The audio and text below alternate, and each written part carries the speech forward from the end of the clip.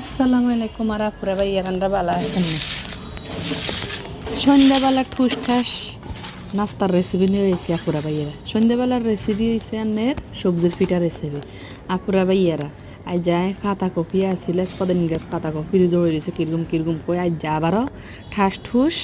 সন্ধ্যাবেলা সবজির পিঠা রেসিপি লই বন্ধুগুলোর লগত শেয়ার করব। আমরা কে কতনার ভিডিও গাছান অবশ্যই লাইক কমেন্ট শেয়ার করে দিবেন, চ্যানেলটি সাবস্ক্রাইব করে দিবেন।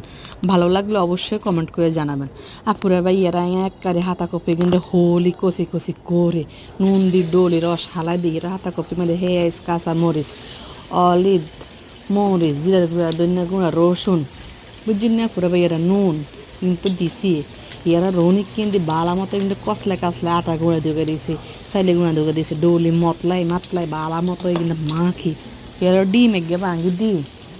আপুরা ভাই এরা আটা তৈরি করে লেছি এরা তেল দিয়ে দিয়েছি তেল গরম হয়ে গেছে দেখছেন কি সুন্দর একাই সবজি রেডি হয়ে গেছে এক খোলা